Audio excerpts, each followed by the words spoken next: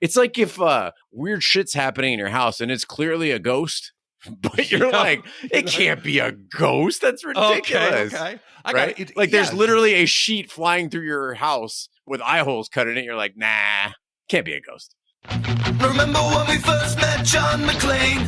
Argyle picked him up from the plane and took him down to Nakatomi Tower at the Christmas party. And the terrorists were overzealous, but it was sweet when they killed Ellis. And with a little help from Alan, John McClane kicked ass. Welcome back to Shat the Movies, the podcast where we answer the question, were the movies we loved when we were growing up really that good? Have you ever caught yourself thinking, why don't they make movies like they used to? Can you still remember spending your Friday night searching for the perfect movie rental Blockbuster Video? Do you know what Blockbuster Video is? If you answered yes, and this is the podcast for you, I am one of your hosts, Gene Lyons, and alongside me is my co-host, Big D, Dick Ebert. Good evening.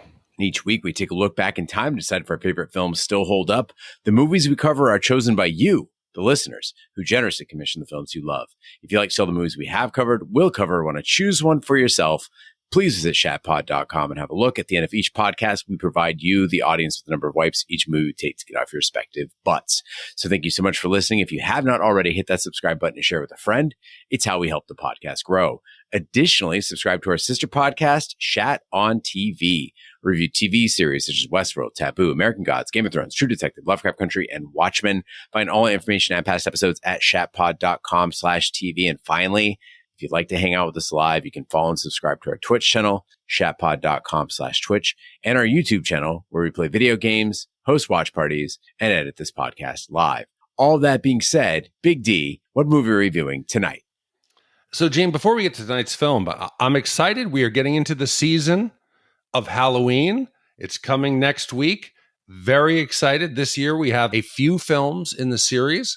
So it's exciting to get there because we've had a little strange string of films lately. We've had a lot of international. We've had some big sci-fi from the 70s. We've had some violent payback 90s films. So it'll be nice to go into the holiday with a nice stable of films. And that might not seem that special to you civilians, you normies out there who just get to choose willy-nilly what movie you want to watch tonight. But for us, for Big D and I, we don't get that choice. We watch whatever you tell us to watch. And so occasionally, mainly around the holidays, what it is that we're watching actually aligns with what other people are watching at that time. So I personally am very, very excited to see a few scary movies, a few Halloween movies around Halloween in the month of October, just like we get around Christmas time. These are good times, my friend. Yes, and these are good, big Halloween films. So no small foreign films dubbed, no difficult 3-hour French pornography. So it'll be great. I'm excited. Like you said, it'll make us feel in the mood, in the season. And tonight will lead us into that. And it's from one of our great commissioners, Peter H. He wanted us to go on a journey, Gene, of self-discovery and acceptance. But along the way, we're going to have to violate the sacred trust of our closest friends, deceive a couple hundred people in our town and community, break some state and federal laws, all in the name as we navigate the challenges of mistaken identity and awkward crushes. And this is all in the goal, Gene, of landing that sweet summer internship. So collateral damage be damned. We're going to do it for that sweet summer job and that resume builder. So obviously, this week we're going back to 1985 to review the comedy film, Just One of the Guys. Now, when Commissioner Peter chose this film, he made a rather cryptic statement that I haven't been able to decipher. And maybe you can help me out with this. He said, I'd like to commission the only film to win Best Picture twice, Just One of the Guys. And I tried to research it. First, I looked at the Academy Awards. Next, I looked at like the raspberries. I don't know what Peter's talking about. I thought at first he was making like a breast joke. That there was something about her. I agree with that. Two of the rest.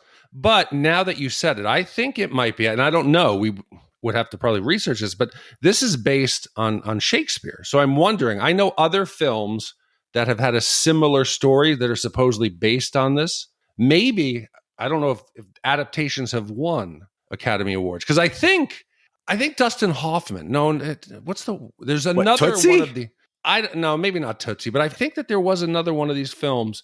Oh, it's She's the Man, but that one did not win an Academy Award. Not starring Dustin Hoffman. No, that was Amanda Bynes. That was it's different. I think she's trying to join a soccer team. It's kind of like Ladybugs, but maybe I don't know. I tried to contact him, but he remained cryptic. All right, Peter. Well, for you, we're about to do just one of the guys, a 1985 teen comedy directed by Lisa Gottlieb. A loose, and the word loose is doing a lot of work in this sentence, adaptation of William Shakespeare's Twelfth Night. The film stars Joyce Heiser, Clayton Rohner, Billy Jacoby, Tony Hudson, and William Zabka. In 2015, the film was ranked number 48 on Entertainment Weekly's list of the 50 best high school movies. And I don't know about you guys listening out there, but this one was not familiar to me. And I started thinking, Big D, Shat movies come in 4 levels of familiarity. This is the Gene scale of familiarity, like Close Encounters of different kinds, right? There's I've seen it and I know it. I've seen it and I kind of remember it, but I need a refresher on it. I haven't seen it, but I know about it enough to know what it's about and who's in it maybe. And then there's never seen it, never heard of it, don't know anyone in it. And other than William Zabka, Johnny from Karate Kid, and Sherilyn Fenn, this movie would be category 4 for me. I was not familiar with it. Have you seen this one? Oh, of course I have. Of course. That's why I was excited when it was commissioned. But for me, this is a 5th category. This is, I've seen it, I know it, and I remember it very well. I was having a conversation this weekend about this film, and they were like, what are you doing? And I said, it's someone who's going to pretend to be a boy because they want to be on the football team. That was my error. I did not remember the journalism angle. I thought that Terry wanted to, for some reason, maybe it was she was a kicker and she was going to try to get on the guys' team. Maybe I'm mixing Wildcats. Necessary roughness, I think. Yeah, I'm just mixing. Where you had in Wild Things, you had a coach who was competent in playing football but not given the chance. So I got that confused. And then the poster comes up. And that's where I think it also happens. It's a very revealing and a very sexual image of Terry facing us as we're reading the poster. And she's got her breast covered in the helmets. And I was wrong. That I did not remember. But the rest of it, surprisingly, each beat up until the end. But not to say that this was the same viewing that I had way back then. But I remembered it. And it's a different experience at 50 watching this film. And I have to call bullshit on that 2015 list. What intern was writing this list, Gene? 48 of the 50 best high school list. Were these the people in her journalism class that wrote the story on the food in the cafeteria that got chosen for the internship? I mean, I don't know that I can name 50 high school movies. It sounds like you could, but when you get to about 25, I think you're going to be struggling. Right, but you're not asking this. Whoever wrote this article didn't go into it blind. In 2015, you go to the internet and you Google high school movies. That's it. Yeah. Is Student Body on this list of 50? Yeah. It's like 47. Yes, exactly. Well, whether this is category 1, 2, 3, 4, or 5 for you, we're going to try to refresh your memories by hitting the trailer. Terry's a girl who wanted to be taken seriously. I am going to be a reporter. But her body kept getting in the way. Pretty girl, you could be a model. Sometimes I just wish I were a guy. No, you don't. The male body needs sex at all times. It's a living hell. So to prove to the men in her life she had a mind, Terry decided to try life as a guy. How do I look? Dashing. My zipper's open. That was the dashing part. What a fox. Dresses like Elvis Costello. Looks like the Karate Kid. I'm gonna get him. Today's woman has the freedom to be just as sick and perverted as us guys. She learned their secrets. I have surprise jock inspections 3 times a week. A word to the wise. And dated their women. Yeah, but I got this one rule. I never go out with girls who say bitching. Now the question is, What's going on? Wait, it gets better. can a girl tell the boy she loves Terry's such a stallion. Go on, show me your hairy chest. she's not the man he thinks she is? Wait a minute, are those what I think they are? Yep, it's one of a kind. My bro. Just one of the guys. Just confused. Of course you're confused. You're wearing my underwear. When Terry Griffith, an aspiring teenage journalist, fails to obtain her dream job as a newspaper intern, she concludes it's because she's a girl. With her parents out of town, Terry enrolls as a boy at a rival high school, her real identity known only to her sex-obsessed younger brother, Buddy, and her best friend, Denise. On her first day, Terry meets Rick Morehouse, a socially awkward transfer student whom she finds attractive. Trying to stay close to Rick, Terry helps him through an image makeover and encourages him to start talking to girls. So Big D, you mentioned the poster of this movie. Very sexy, very horny. And I have no issue with horny movies. I've applauded them on this podcast. This movie, pretty horny. I think every character in this movie, true to Shakespeare, a walking erection.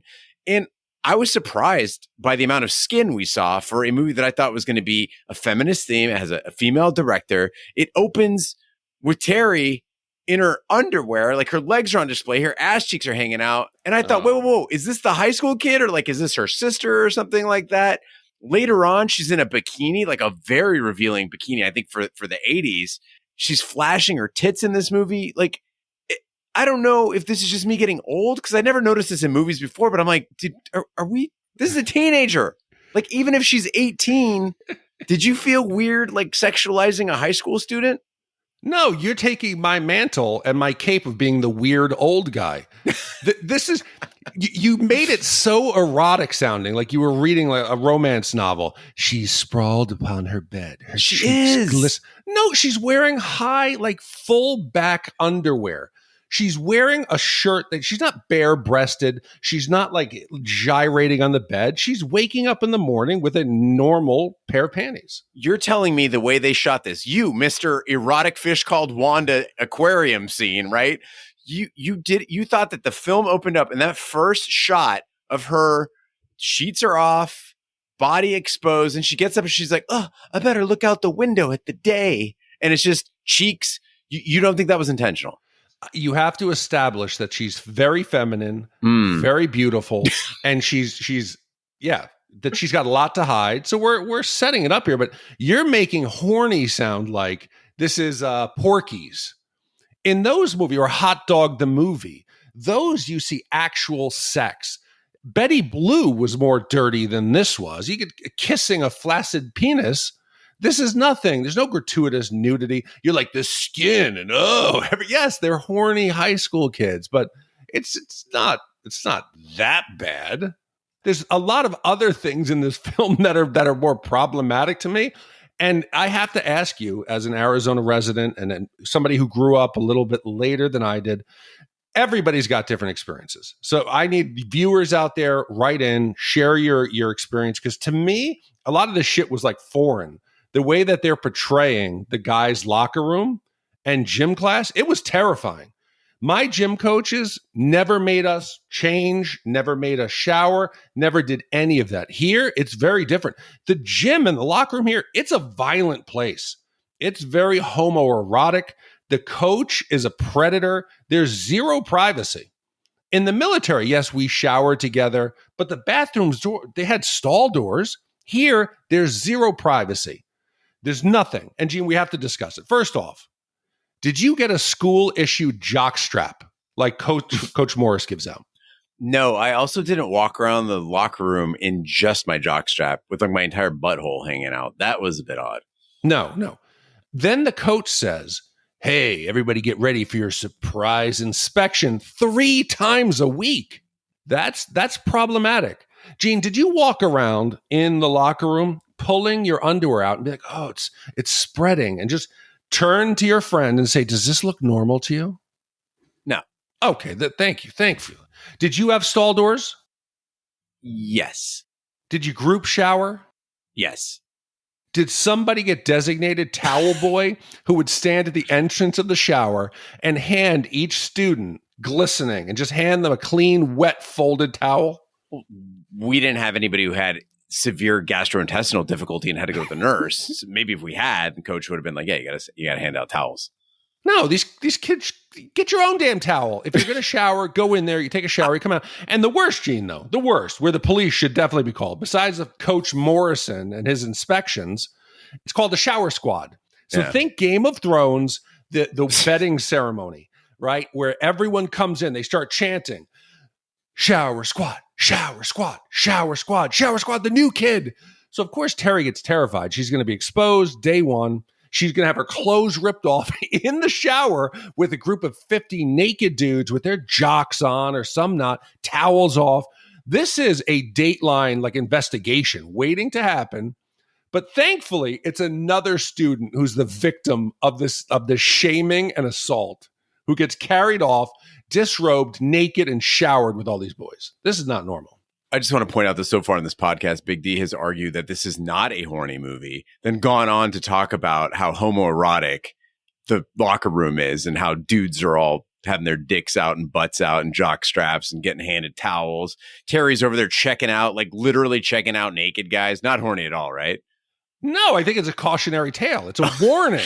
Oh, okay. It's a warning of what could happen. I'm surprised you didn't experience more of this in school. So this either was geographic or it might have been just I was a victim of the times, right? But in my high school and my junior high for that matter, our wrestling coach, he would regularly run out of the office and like pin dudes down while they were changing clothes. Like that was the joke. Like you're bending over to pull your shorts up and that's when he would come for you. And he'd knock you on the ground and he'd just pin you down and everyone thought it was hilarious. We had people, the big joke was while you were showering, they would take your towel and your clothes. So now you're naked. You had to come out and get your stuff. And everybody thought that was hilarious. Dudes were yanking each other's towels off. We didn't get school issued towels. You brought your own and people would just take it and run with it. Now you got no towel. Your dick's out. You got to go to your locker. You know how weird it is to do a combination lock when you're just wet and naked? Not cool. And you had two choices basically when I was in school. You either watch your back, you're like Andy Dufresne, or you got to be comfy with your nudity. And I chose the latter. So if somebody pulled my towel off, I was like, there you go. There you go. Get a good look. I don't care. And I think that served me well to this day. Yeah, now I'm thinking of it. It may have been because right around the time I know one of the girls' coaches, a year or two before she got arrested, where she had been making inappropriate comments to some of the students and maybe the rumor was she had been taking pictures. So maybe the school was more hyper aware of the dangers of it. So it maybe right before me, it was the terror of the showers. Oh, no, it gets worse because that same wrestling coach got in trouble because he was hooking up with a cheerleader. Gee, who could have seen that coming, Gene? Yeah, I didn't see it coming. Well, I thought he was gay. Well, at all. He was just greedy. He wanted it all. He just wanted everyone. Yeah, he just loved activities. That's just selfish. He just wouldn't let anybody win except for him. But it's the typical, I will say, it is the typical high school. Yeah, the kids are horny. It's that coming of age. All the kids are going to find themselves, and I'm not claiming I want something that's going to be a clinical discussion about boys and girls and gender roles and about sex and virginity. But the film is talking about guys and girls, how they act, how they think, and in general, the differences in the social groups and how they interact, but I think it's impossible. There's no way that when we were young or even today, that you could have someone just immediately, say it's a high school 18-year-old boy, and say, you are going to pass yourself off as a believable female, and the entire group of girls will not suspect it at all. I think it's nearly impossible that you could do that or somebody could, unless you had like professional training, you did research about how, because guys, right? Guys, I can only speak for us. We have differences in the social dynamic, the way we deal with each other when we're alone, the way we shit talk, the way we make fun of each other, the inappropriate things that we text. It's understood among us that this is just your busting balls. We see a little bit of Buddy on the phone with the mom, but it goes beyond that. I don't think there's any way somebody could pull this off believably, regardless of what you look like. I don't disagree, except for he only has like one friend at school, Rick, right? So like not a lot of the people like know him. I mean, he's only there for like 2 weeks. And by him, I'm talking about Terry, Big Terry. Right? So in that sense, I think you might be able to pull it off. There were a couple students that I went to school with. There was one kid named Jamie, I mean, the name says it all, right? Boy, girl, I don't know. Jamie was a boy, but all behaviors, physicality, social cues, all that stuff did not say boy to us. And so let's assume for the moment, right, that this is a similar situation. You might have an inkling that something's off. And I think we got that from Johnny, right? What was Johnny's name in the Johnny? Greg. Right? Greg told him. We got that from Greg. Greg sniffed it out. He's like, oh, something's wrong here, right? I'm going to pick on this kid. But I just think that the first thing that comes to mind is not, oh, clearly this is a girl. It just seems like, it's like if weird shit's happening in your house and it's clearly a ghost, but you're like, it can't be a ghost. That's ridiculous. Okay. Right? There's literally a sheet flying through your house with eye holes cut in it. You're like, nah, can't be a ghost. I got it. So the genius is that she's so like almost out there that it's so obvious that she's not trying to pass, even though she's doing research. And if she's a true journalist and she wants to get honest, like responses from everyone, she needs to at least be believable, but she's not. And I want to address a couple of other little things here that I hear in the film that I don't know if this is some kind of like kid knowledge that we didn't get or we did pass on, or it's complete bullshit. So Buddy is the brother. So for everybody who hasn't watched this, because it's probably 95% of our audience based on the people I've talked to with this. So you have Terry. Terry is hot. Gene likes her ass. She wakes up, good body. She goes outside. She's standing there at the window. She's beautiful. She's cool. People like her. She seems to be very nice. The brother's a good looking dude, right? He's shredded. Good body. Yeah. He's funny. He's outgoing. He is not shy.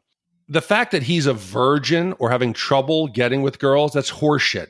You have a cool, hot, older sister. She's going to bring her friends over the house, and you're going to get collateral girls in real life by that. But he says, as his statement is, horny kicks embarrassment's ass all the time, meaning that horny guys will do anything, even if it embarrasses themselves, because being horny is a state they can't control.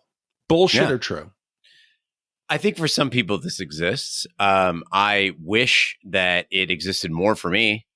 I'll say, embarrassment trumps horny all the time for me. There's with my own wife, dude. Like where there's like, you're like, I mean, I'm kind of horny, and that would be awesome. And by all means, if there's any person in the world that should be like, yeah, I'm down, it would be the person you're married to. But you're like, oh God, I don't want to embarrass myself. Like it's an inopportune time. Maybe like I'm not reading the cues that are telling me every indicator that she does not want to. And so I think I've lived a lifetime of embarrassment kicking the shit out of horny. I think that's you. That's definitely you. I could guarantee in my life, you're probably one of the individuals who's missed out on the most. Oh, through self-doubt or questioning. And maybe it's part of the goth thing. Like we said, you just standing mysterious is enough. That you could have just like wrangled that angle and just been confident. And I think you would have done well, but you're so sensitive. You try to be nice. You try to think of other people's feelings. And as we see here in high school, that's not what you get. And you're talking about being married and with the person who you've chosen to live your life with. So Terry is trying now to take it from the girl's angle. So she says to Buddy, Buddy, why do you just want to go out there and get laid? Because he's talking about his frustration. He's going to go order some girl on the, from the papers. There's some number for $200. And she says some straight up, and I don't know if this is like, I don't want to make generalizations, but some female high school dream of what they think it should be. And she says, Buddy, don't you want your first time to be somebody you love? And I immediately was like, bullshit. There is no guy who cares about his first time being somebody that he loves, or maybe you right now could tell me it's you. Yeah, I see your face. Yeah. So when I was, I think 14, maybe younger than that. Oh, I remember you actually Erin told Sheehy. Erin Sheehy. I saw her in a play. And by the way, this was like a comedy play. It wasn't like she wasn't like playing some hot shot or like it wasn't a drama or something sexy. She was like a goofball in this play. And I saw her and I'm like, yeah, that's the one. Like I'm in love with her. I want it to be her. And I waited and waited and waited. And it like passed up multiple opportunities because I wanted my first time to be special. And like, if I have any advice for the kids out there who haven't done it yet, or you know what, even guys in their 40s who haven't done it yet, right? Yeah, don't wait for that. Because here's the deal is like, first of all, you're passing up on some really good times, like just fun fun times. And the second is the person that you fall in love with when you do fall in love, like truly fall in love. None of the shit you did before should matter at all. It doesn't matter. It's not like they're going to be like, oh, thank you waited for me. They won't. In fact, it's probably going to count against you. If you meet the woman of your dreams and you love her and she's like, cool, let's get down to it. You're like, this is my first time. Ooh, might not. Or the guy of your dreams. I don't want to, whatever you like. Or both, if you're like Coach, you like them all. It's totally fine. But I would say don't. I was wrong. But but at the time, Big D, I waited 4 years before like people like I think from the first time that I was actually like offered sex or propositioned for sex until the first time I did it, I held out for 4 years.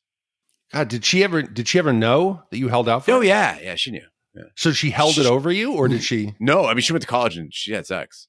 Then she came back and was like, oh yeah, I had sex. I was like, oh wow. Oh, did you care? If like she had experiences, would you still have been okay with her? I cared. Oh, I wasn't like to be mad like the at immaculate virginity. You wanted double virginity? No, no. I mean, I wasn't mad about it. I was more like, I just thought you felt the same way I did, sort of thing. Oh, see, I'm learning so much here. Yeah, this is great for me. So, last one here. 80s. We've gotten tons of like from Back to the Future to Breakfast Club to the Bully, the iconic 16 Candles. Any bully in high school is besides you get horny kids. Then you get the nerdy kids. Then you get the bullies who's kind of putting them down. Here we got Greg. So Greg is played by, you mentioned William Zebka. Is that his name?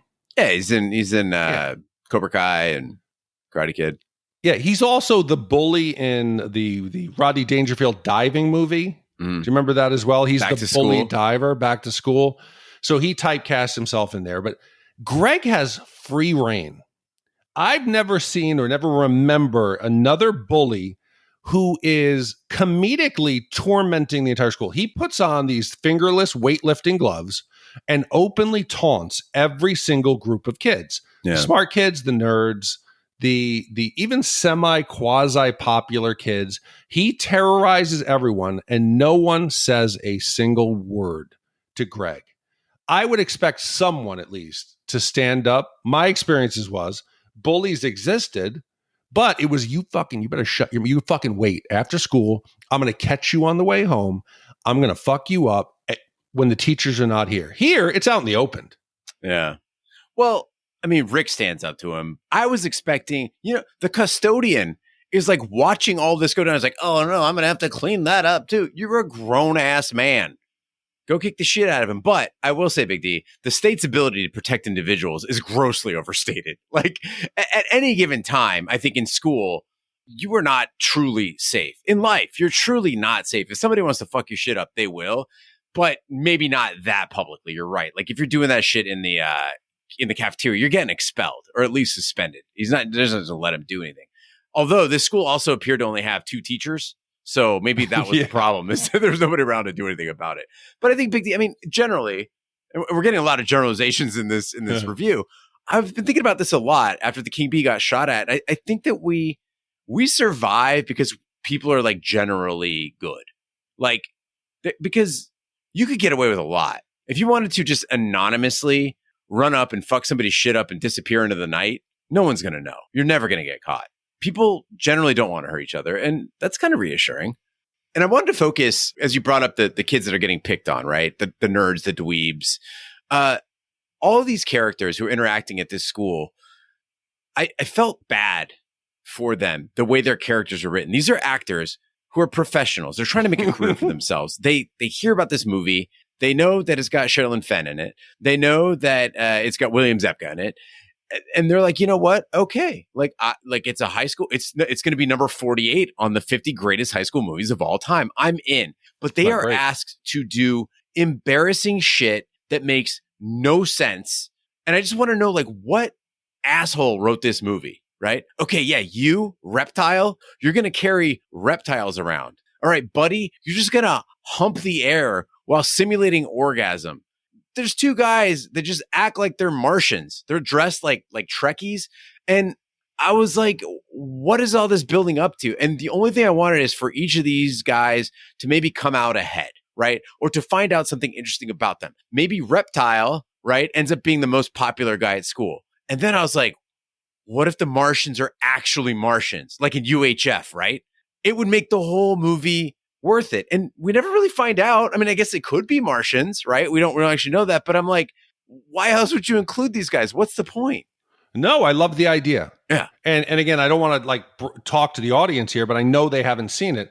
So you have the cookie cutter members of the class, like Gene's describing them, the traditional nerds, the weirdos, plus like Reptile, which is like a new experience. We've never had somebody who brings in like reptiles in the pockets of his coats and just lets amphibians. them out. And he walks them in the shower where these kids are being assaulted. He's walking a large iguana on a leash, right? It's part of the assault. The shower squad gets you, and then the iguana. Yes, they're okay with all of that happening. Mom, these guys stripped me naked, and there was an iguana. Oh, that's it. We're going to call the district attorney now. But so these two like space, they're normal like nerdy kids, but they have a made up language where they're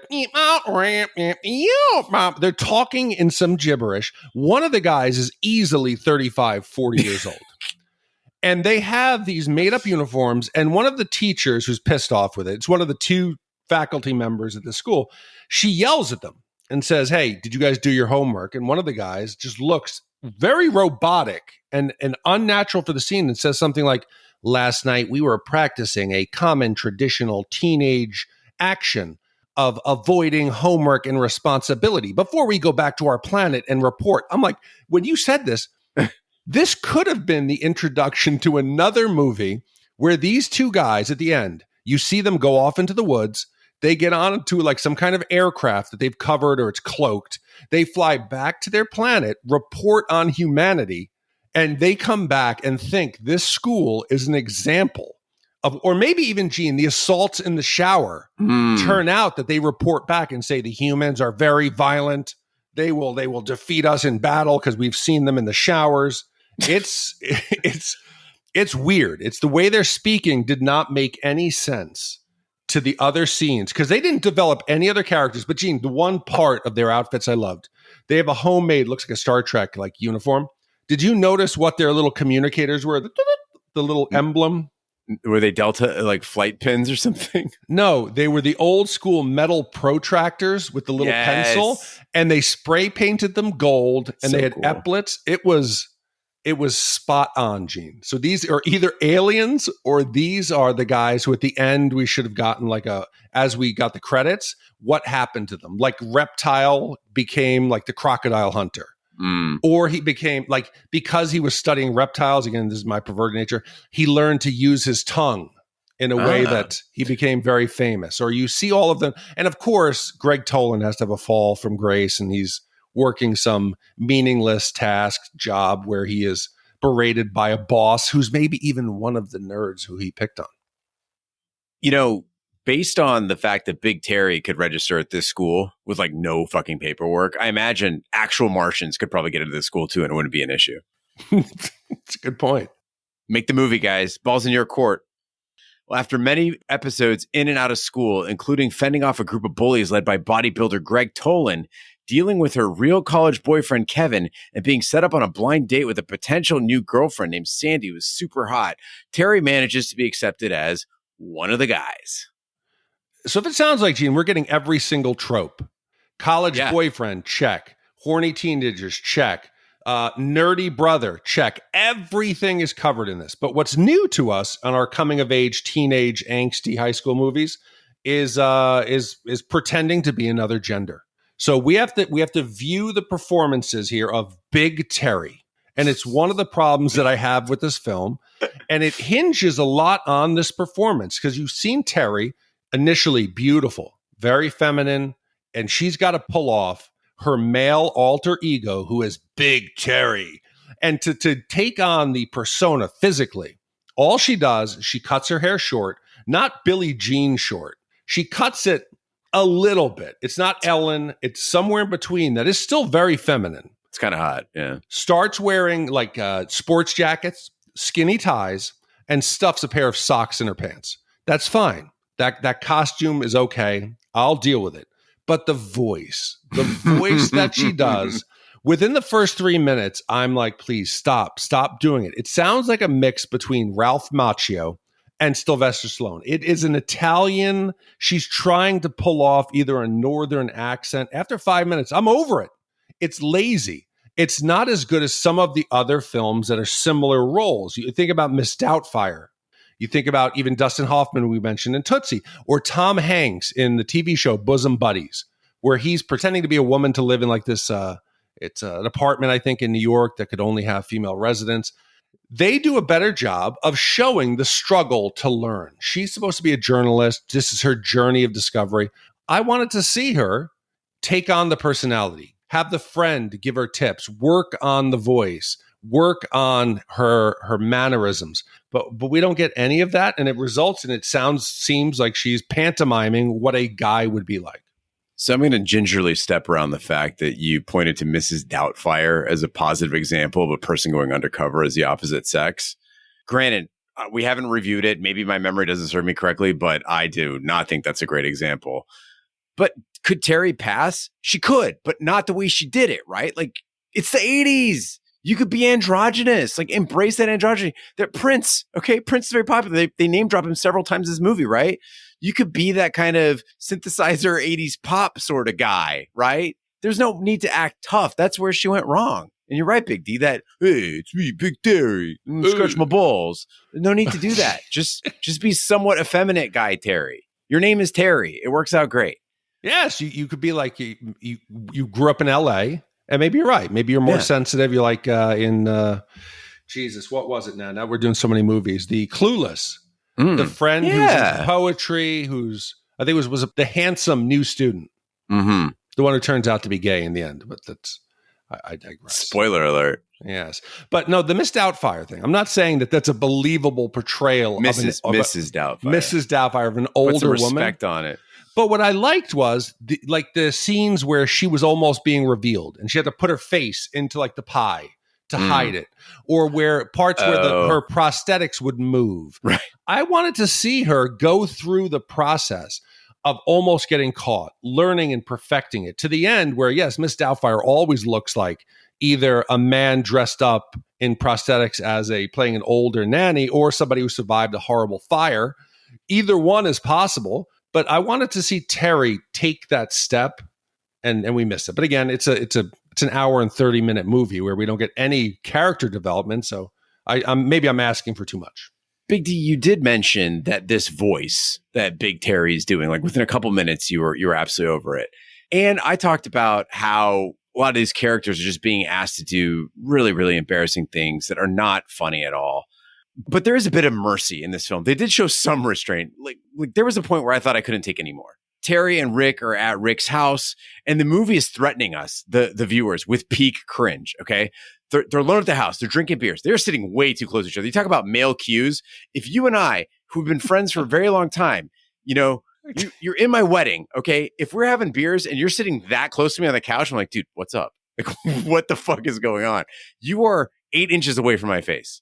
But even getting to that point, Gene, we're talking about the subtle nuances of guys, right? If we were in a car outside of your house, we've just become friends. I've never gone into your house, and I was like, hey, so what are you going to do now? Going to go inside? And he's like, yeah, I'm going to go inside. Thanks for dropping me off. Maybe I could come in and listen to some music, and we could drink some beers. And Rick's like, yeah, okay. I immediately would be like, what do? You trying to fuck me? I would jokingly say, hey, you're being a little strange here. So that normally would never happen. But yes, it gets cringy and weird and awkward, and she's misusing terminology she's heard. And the bro out turns into like a weird out. But to me, that's not the part that scared me. It was just after that, because they get to Rick's bedroom and it's wall-to-wall James Brown memorabilia. Like, okay, like that's funny. He's a white dude living in Phoenix who's got that like dumb haircut. And he just hangs out by himself, but he's this James Brown fan. Okay, cool. I get it. But then Terry says, hey, can you put on some music? Let me hear some James Brown. And Rick says, I can't listen to James Brown with other people around because when I listen to James Brown, I have to dance like James Brown. And my brain immediately sees the whole scene like play out, right? The next minute is there's a snare drum. Bah! I feel good, full blast. We're getting that 80s dance montage of like awkward white kids, Rick and Terry doing some racially tinged impersonation of the Godfather. So worse than when Terry early in the movie was walking around with Buddy being like, what's up? What's happening, ladies? I saw it. Like, I saw it in my head. And then I flashed back to reality, and they never went there. They're like, no, we're not going to do that. Thank you. Thank you, just one of the guys, for not taking us there. But dude, you know what I just thought of? His haircut. His haircut does look like James Brown. The sweep back, it looks almost like that. But again, another guy thing, Gene. If you let this little piece, this little nugget of information out, I like to dance to James Brown when I'm alone. I'm never letting you live that down. At school, I'm calling you James Brown. I'm busting your balls continuously until you show me to dance. And I have to highlight the fact that there are characters in this movie, most of them, who their dialogue is robotic. And I'm not just talking about the Martians. Like people in this movie talk in ways, yes, I will go do that. We are going to do that now. I really wish to be a reporter someday, right? It feels so staged, so fake. You're not buying into this world at all. I know I'm watching a movie. And then while they're having the brewskis over at Rick's, all the beer cans say beer. And I get it. No beer brand wants to be associated with underage drinking on screen. This isn't something new to me, guys. Like, I've seen on TV and in movies, they've got the beer cans that say beer. But a lot of movies and television shows, they just have a made up brand. You can just do any design. Like Heisler is the big one, right? Like a lot of movies and TV shows use Heisler beer. It's not a real brand, right? Generic design, no label name. I don't need to know. They're saying we're drinking brewskis. I understand it's beer. It doesn't have to say beer. And I'm like, why the fuck do movies and TVs do this? Because it takes you right out of the thing. At that point you're watching something manufactured. And I just don't get, like, what's the fucking motivation to make a can of beer that says beer? See, and I can see how you would think that. And you might think, hey, it's a very bottom budget film. They didn't have the money. They couldn't get licensing. The songs are pathetic. The songs are all original except for, I think, the final one that are songs about the movie. Maybe we couldn't get the licensing to do it, but Gene, that shit was real. And just like this movie poster where I thought that Terry was trying to get on the team as a kicker, I thought I remembered these cans being out there. Now they've reintroduced them, and it's almost like it's ironically cool to have a famous brand without any of the artistic design on it, just simple label. It's become a new thing with product packaging and the way that they design them. But I went back just to verify, and yes, this shit was real. It was in the 70s and the 80s. They used to sell white label packaged beer, and they did it for a bunch of other different products as well that said soap, or it said like Shut towels. The fuck up. That's awesome. I swear. It was they would brew them in the same factories, and they would just put them out as their white label. And they sold them in the old Walmarts or 7-Elevens. And it was in the 70s because it was the economy was not doing very well, and people wanted low price, low advertisement. They didn't care about the branding, and it became popular. And nobody made fun of their friends. You'd go over and the dad would have it. So yes, this shit was a real thing. Wow. Wait, is that where white labeling comes from? I didn't research the origin of it, but it has to be. It was just we're already manufacturing and brewing or making a product. Why not put out an extra couple 100,000 of it? That's at the end of the line that we could sell off as our own. And I think that spun off into, if you're like beers, you would start doing other different lines or microbrews or seasonal. But it started off as, let's just have a baseline where people can buy beer, and that's it. But yeah, I remember the A&P used to sell it. Look at that, Gene. Gene Lyons learned something today. Thank you, Big D. Yeah, and now when you go out and you'll see the white label beer, now it's actually like some artisan, like somebody ironically is out there, and it's probably like twice the price of what a normal beer would be. Well, at the senior prom, a jealous Greg picks a fight with Rick, who ultimately trounces the bully in front of the entire class.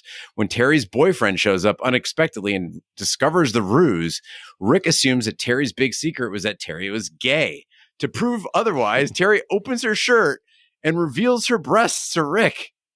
Although she admits to loving him, Rick rejects her, prompting a desperate Terry to kiss him in front of everyone. To placate the awestruck students, Rick derisively announces that Terry has tits before leaving the prom and Terry behind.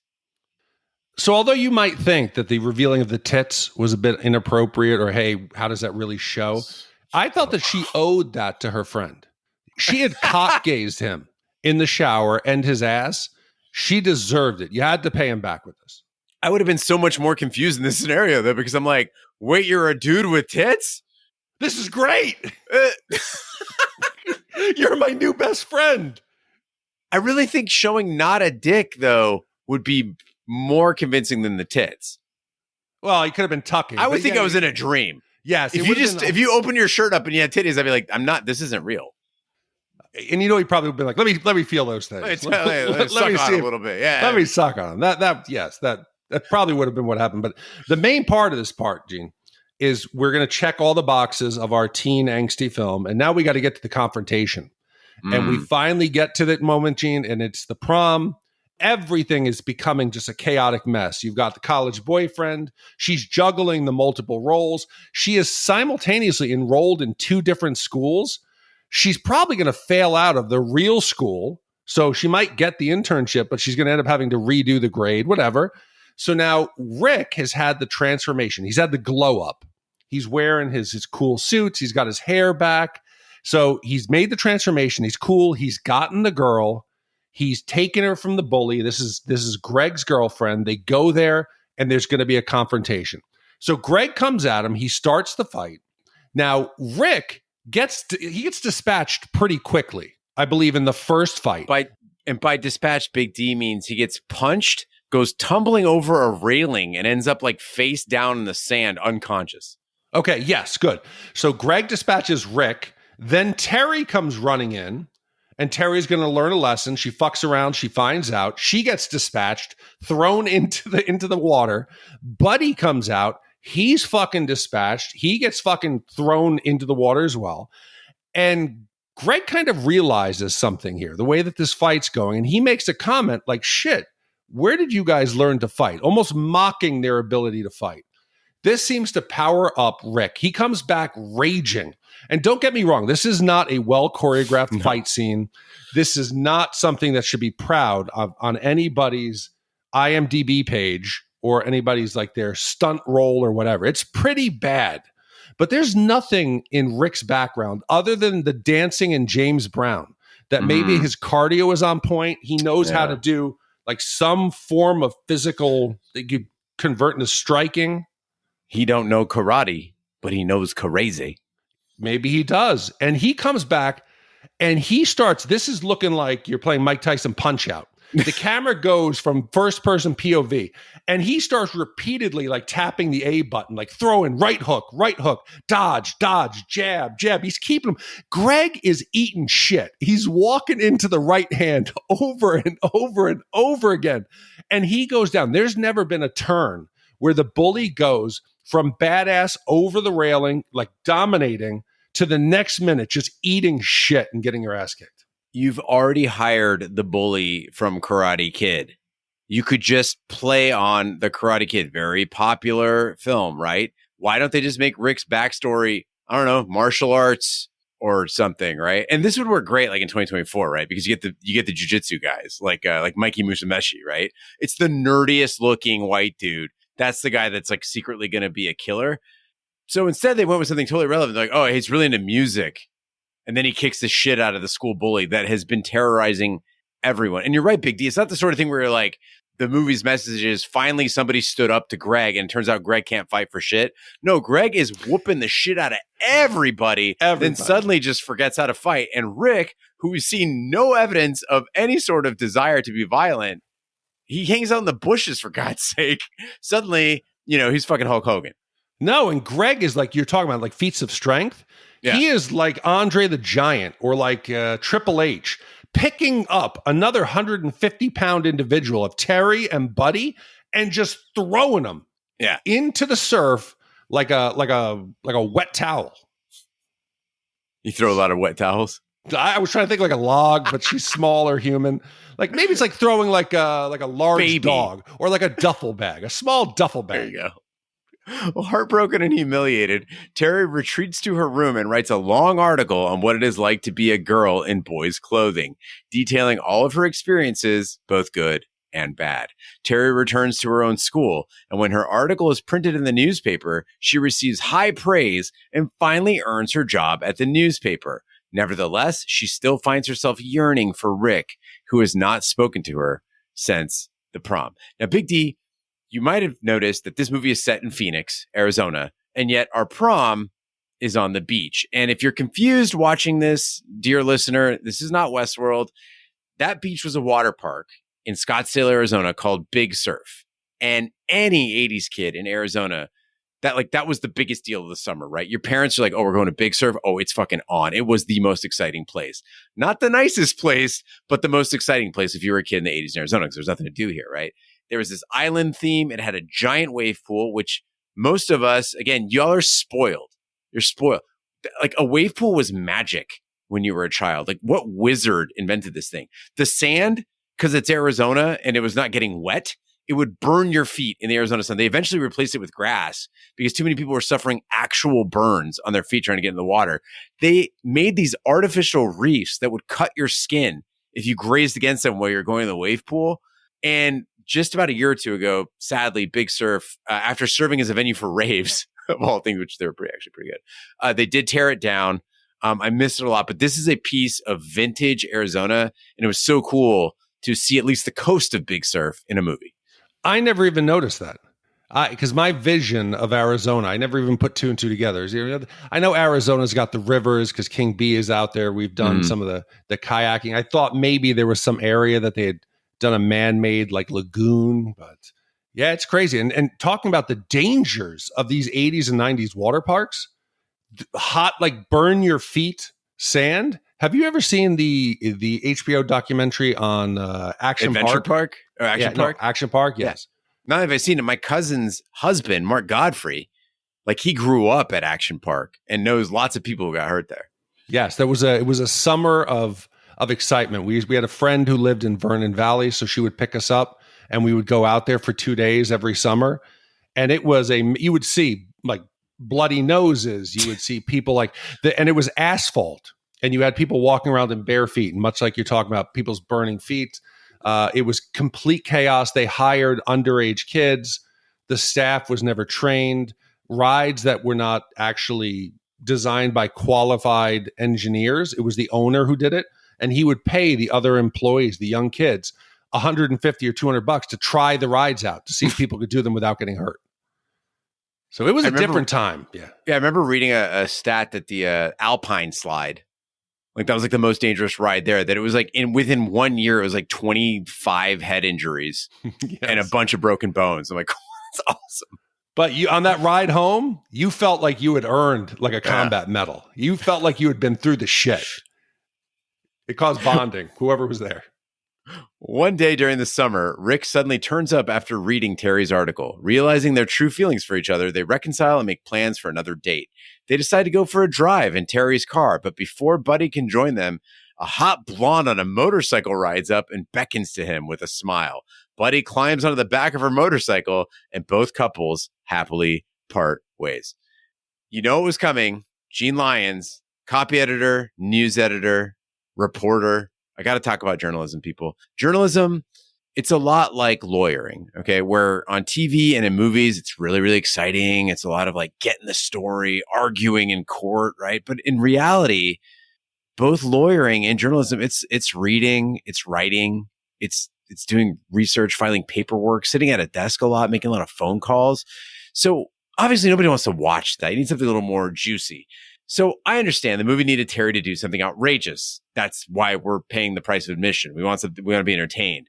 But cinematic journalism is just not a good topic because it's so lazy and it's so dumb.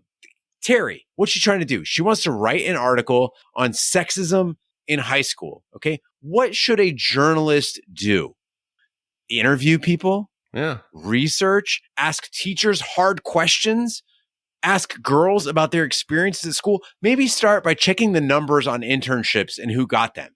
Did any girls get them or was it all boys, right? No. I would rather commit fraud. I would rather get myself signed up at another school, act like a dude, and that's going to get me the real deal, the real story, right? And, it's a really good thing for Terry Big D that high schools in America don't require, any proof of ID to get registered immediately. No, I think she needed to get herself checked, her expectations. Because her mentor says, you're good. I didn't say you were bad. You said I'm terrible. No, I said you were good, but you need to improve. Your story was boring. He's giving her valid feedback. So what does she do, Gene? She goes to a second school, an independent, another professional, gives the work, and he says, you could be better. You need to work on it. You need to hear. Instead of taking that criticism and saying, maybe I'm not as good as I think I am. I need to sit down, go back to the basics. Let me learn. Let me reevaluate. She doubles down. It's guys have it easy. This is, and that's not the way it should be. And she doesn't seem like a great writer. And this movie missed on an opportunity here. I thought they could have had a compelling story come out of it. Again, I'm reaching for the stars here, Jen. I know what this film is, but have there be a message at the end about she now realizes from her nerdy guy friends that guys do have it hard. Guys get bullied and beat up that we don't have to. They could talk about the differences in the groups and the misunderstandings, much like Clueless, where they talk about the relationships and how kids in school and the cliques. You could have had this, like, try to talk about equality or maybe just the misconceptions of the genders. And maybe even at the end, where they're going to the credits, you get a voiceover where she's reading the first paragraph of the article. It could be something very simple. Think of The Breakfast Club, where you have Bender, or it's actually, who is it who's reading it? It's Michael Anthony Hall, I think, who's reading it, right? Who's reading, talking about you see us as you want to see us, the brain, the jock. And it's Johnny going out there. And we've learned about as much as the popular kids seem popular, they have as many problems. You miss that. We get none of it. Instead, it's this half-ass bullshit story, Gene, that again shows she is not a good reader. From what we can see, the facts on her as she's hunting and pecking like Betty Blue, typing up this article.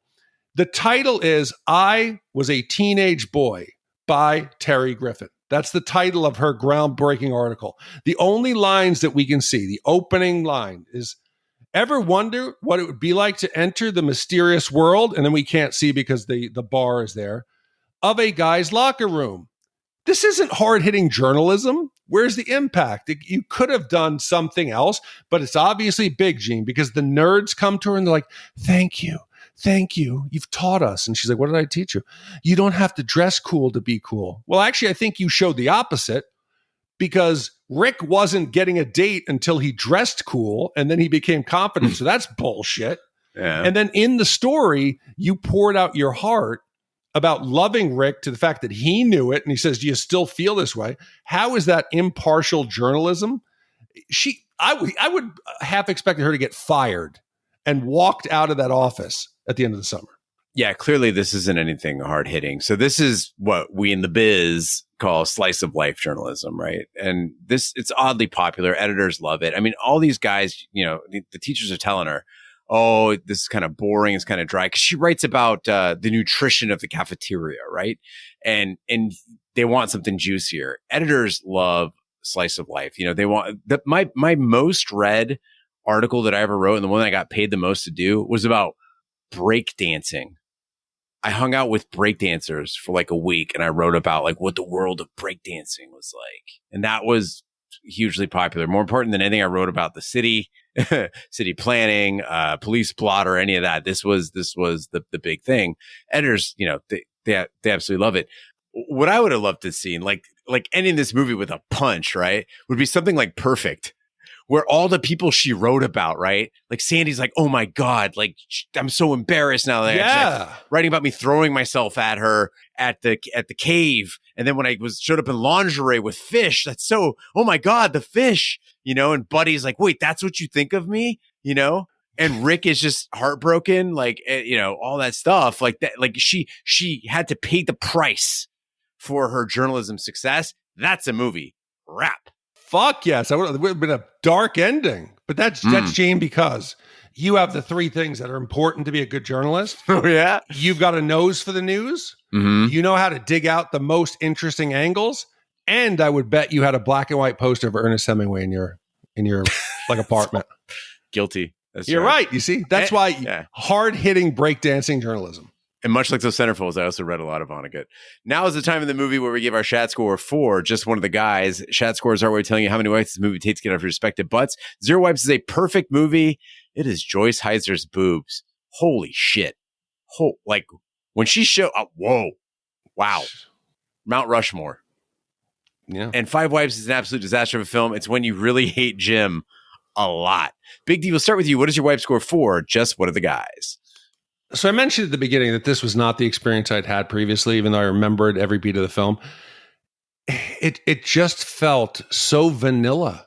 It wasn't horny where we were seeing a lot of sex and you get people turned on. It didn't develop characters that were truly unique and were memorable. It gave you a little bit of Reptile.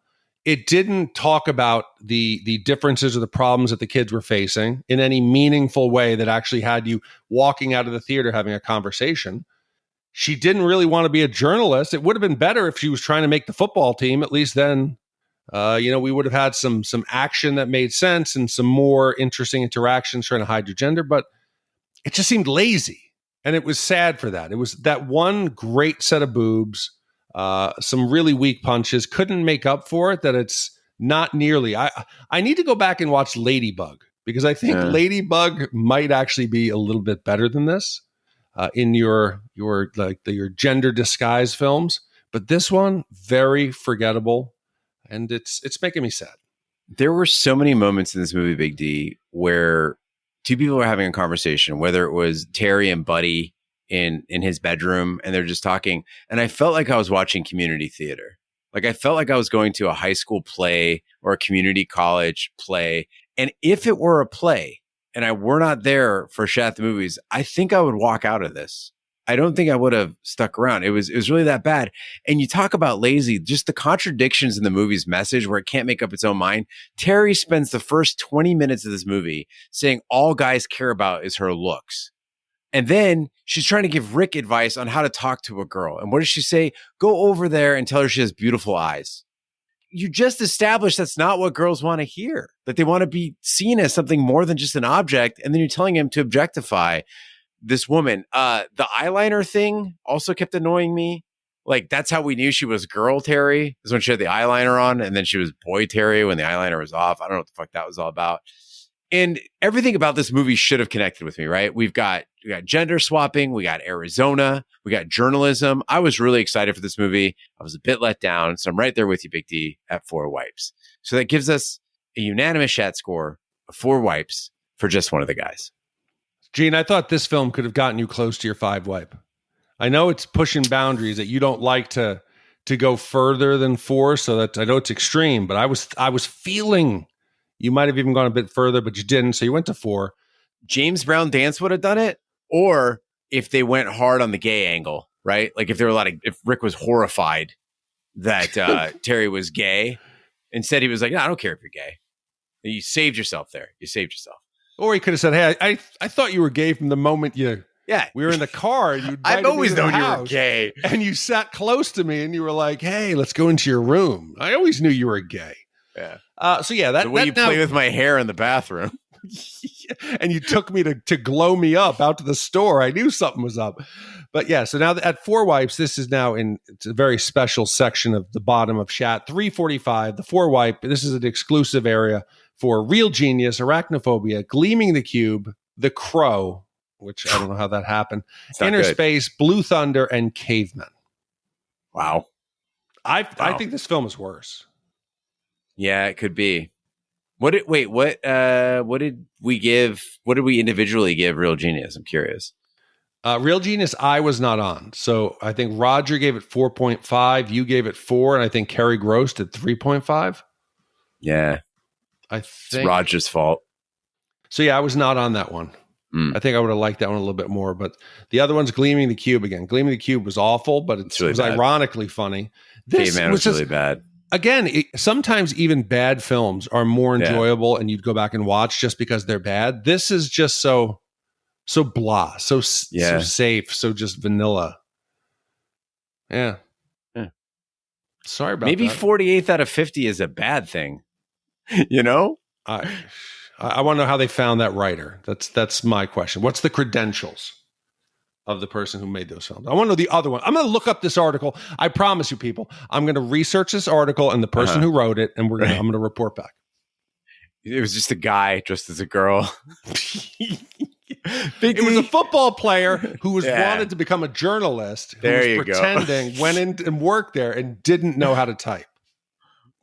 Well, Peter, thank you for just one of the guys, the only film to win Best Picture twice. Big D, what do we have coming up next week? So, Gene, next week we have our first of the Halloween films by Rob T. And it ties perfectly into this film, surprisingly. We got some teenage angst, and it goes very differently than a harmless fight at an Arizona water park. As this is the chilling adaptation of Stephen King's horror novel. Withdrawn and sensitive teen Carrie faces taunting from classmates at school and abuse from his fanatical, pious mother at home. When strange occurrences start to happen around Carrie, she begins to suspect that she has supernatural powers. Invited to the prom by the empathetic Tom, Carrie tries to let her guard down, but things eventually turn a bit dark and violent. Rob T. commissioned. This came out in 1976, directed by Brian De Palma.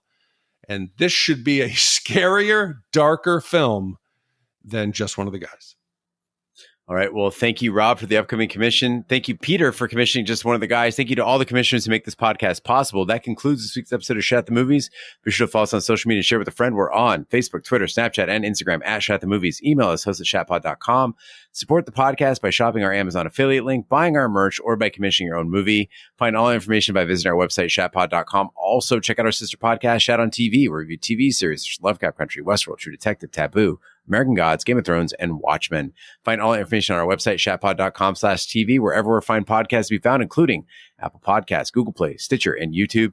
Be sure to subscribe, and if you stop by Apple Podcasts, please leave a 5-star review. That helps the podcast grow. On behalf of my co-host, Big D, I'm Gene Lyons. Be sure to join us next week for the following movie. It's the night of the senior prom. The Bates High School gym is alive with excitement. Everybody is there, even Carrie White.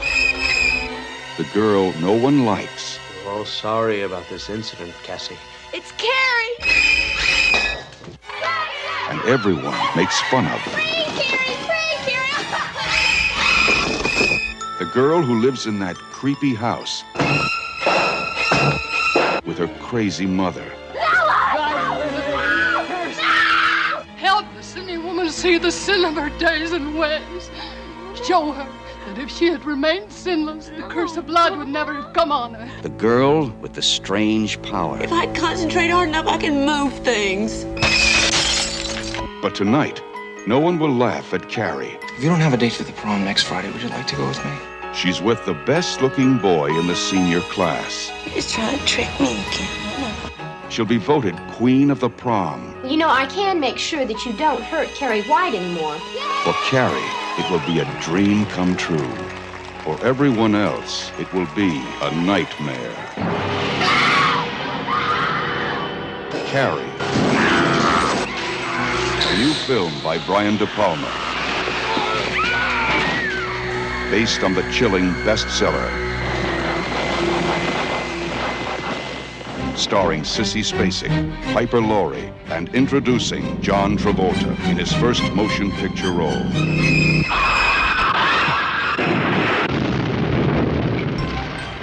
If you have a taste for terror, you have a date with Carrie.